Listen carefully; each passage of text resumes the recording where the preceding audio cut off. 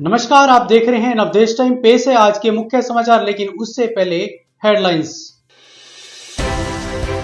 मुख्यमंत्री ने श्री आदि बद्री नारायण मंदिर में पूजा अर्चना कर की प्रदेश की सुख समृद्धि और तरक्की की कामना।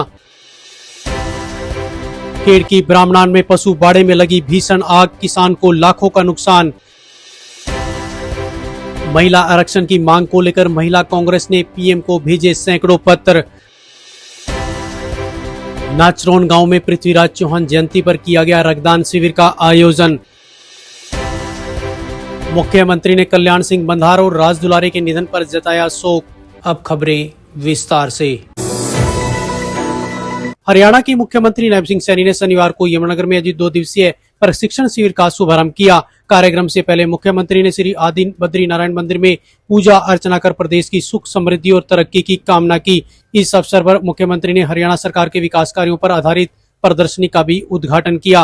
उन्होंने कहा कि प्रदेश सरकार बहन बेटियों को आर्थिक और सामाजिक सुरक्षा प्रदान करने के लिए अनेक जन कल्याणकारी योजनाएं चला रही हैं। मुख्यमंत्री ने कहा कि किसान हित सरकार की नीतियों के केंद्र में है और प्रदेश में किसानों की सभी 24 फसलों की खरीद न्यूनतम समर्थन मूल्य पर की जा रही है। उन्होंने बताया कि अब तक 12 लाख किसानों के खाते में फसल खरीद की 1,80,000 करोड़ रुपए की राशि भेजी जा चुकी है। खेड़की ब्राह्मणान गांव में शनिवार दोपहर बाद किसान सविन सैनी के एक पशु बाड़े में अज्ञात कारणों से भीषण आग लग गई। मिली जानकारी में हादसे में किसान का ट्रैक्टर जलकर राख हो गया, जबकि 2 गायें और एक कटड़ी जिंदा जल गई और एक भैंस गंभीर रूप से झुलस गई। आग ने बाड़े में रखे सूखे चारे और अन्य सामान को भी अपनी चपेट में ले लिया, जिससे किसान को लाखों रुपए का नुकसान हुआ है। ग्रामीणों ने आग बुझाने का प्रयास किया, लेकिन सफलता नहीं मिली। सूचना मिलने पर दमकल विभाग की टीम मौके पर पहुंची और कड़ी मशक्कत के बाद आग पर काबू पाया गया। फिलहाल आग लगने के कारणों का पता नहीं चल पाया है। प्रशासन मामले की जांच में जुटा है। वहीं प्रभावित किसान ने सरकार से मुआवजे की मांग की है। महिला आरक्षण को लेकर सियासत तेज हो गई है। एक और भाजपा कांग्रेस पर महिला आरक्षण का विरोध करने का आरोप लगा रही है। वहीं कांग्रेस संगठन की महिलाओं ने महिला आरक्षण को तुरंत लागू करने की मांग को लेकर अभियान शुरू किया है। यमुनानगर में महिला कांग्रेस ने प्रधानमंत्री को सैकड़ों पत्र भेजकर आगामी चुनाव में महिला आरक्षण तत्काल लागू करने की मांग की है। कांग्रेस नेत्री निर्मला चौहान ने कहा कि महिला आरक्षण विधेयक 2023 में लोकसभा और राज्यसभा में पारित हो चुका है। उन्होंने कहा कि SC, ST और OBC वर्ग महिलाओं को आरक्षण का लाभ मिलना चाहिए। जी बिल्कुल, ये नरेंद्र मोदी प्रधानमंत्री जी के नाम लिखा गया है। जब 23 में महिला आरक्षण बिल पास हो गया था, बहुमत से दोनों सदनों में पास हो गया था, तो महिलाओं को भागीदारी देने के लिए इन्होंने नए नए फार्मूले उनको पीछे करने के लिए क्यों लगाते हैं? मान लो वो महिलाओं को जब भागीदारी देगी जब संख्या बढ़ेगी, इसी संख्या में भागीदारी क्यों नहीं देते हैं?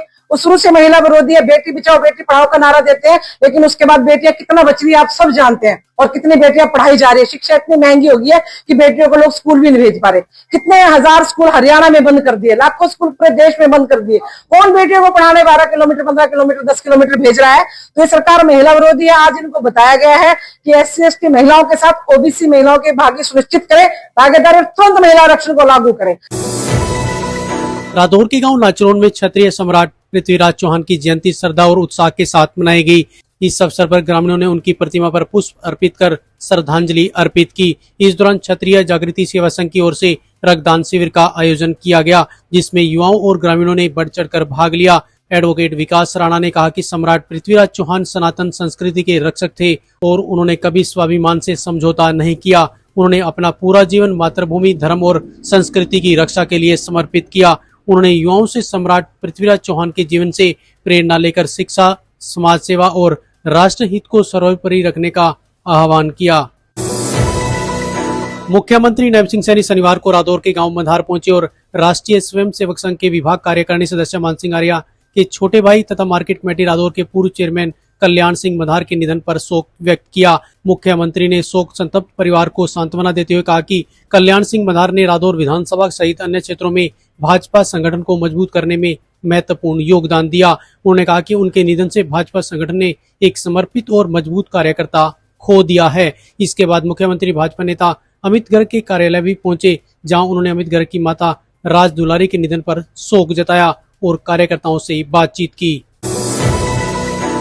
तो ये थे आज के मुख्य समाचार। ताजा तरीन खबरों के लिए जुड़े रहें नवदेश टाइम के साथ। नमस्कार।